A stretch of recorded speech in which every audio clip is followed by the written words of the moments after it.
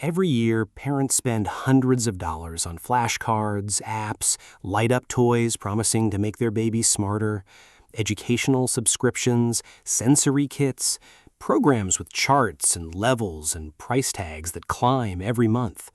And most of it does almost nothing. Meanwhile, there's a habit that costs nothing, takes about a minute, and researchers at places like Harvard's Center on the Developing Child have spent years studying because of how directly it shapes a young brain. Most parents have never heard of it by name. Some do it by accident, without realizing what's happening underneath. Others skip it entirely because it doesn't look like teaching. It doesn't look like anything, really.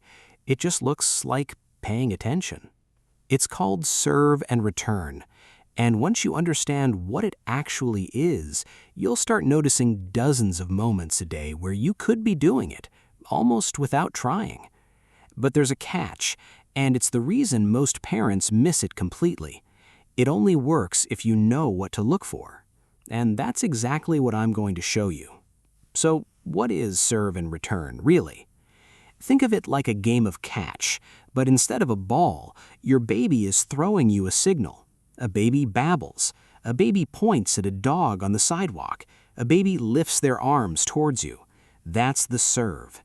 And what happens next, whether you notice it and whether you respond to it, that's the return. That back and forth, serve after serve, return after return, is what researchers believe is one of the main ways young brains build their architecture. Not flashcards, not screens, this. Picture it in real life. A baby is sitting in a high chair, banging a spoon against the tray. Bang, bang, bang. She looks up at you, checking. That glance is the serve. She's asking, "Did you notice? Are you with me?" You look back, you smile, you say, "Wow, you're making so much noise," and you tap the tray too, matching her rhythm. Her face lights up. She bangs again, a little louder this time, watching for your reaction. You respond again. That's it. That's the whole exchange. 10 seconds, maybe less. No toy required, no script. Just a child reaching out and an adult reaching back. It feels small in the moment, but it's in these tiny loops, repeated hundreds of times a day, across thousands of ordinary days, that a child learns something far bigger than words or numbers. The world responds when I reach out, and that belief becomes the foundation for almost everything else. Here's where the research gets interesting. Researchers at Harvard's Center on the Developing Child have spent years studying what they call serve and return interactions, and their work points to something remarkable. These small back-and-forth exchanges appear to help build and strengthen the neural connections that support communication, emotional regulation, and even resilience later in life. It's not about a single big moment. It's about volume, the sheer number of these tiny loops that happen across an ordinary week. But maybe the most striking evidence for why this matters comes from a much darker place. In the early 2000s, researchers studying institutionalized children in Romanian orphanages found something troubling. These children were fed, kept clean, physically cared for, but there was almost no one available to respond to them, no one to catch their gaze, mirror their sounds, answer their reaching arms.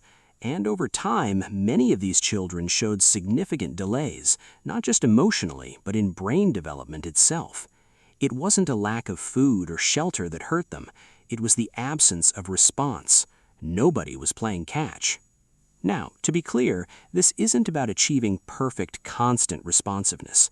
No parent catches every serve. You'll miss plenty because you're human, because you're tired, because life is loud and full and demanding. That's not the point, and it's not what the research is asking of you.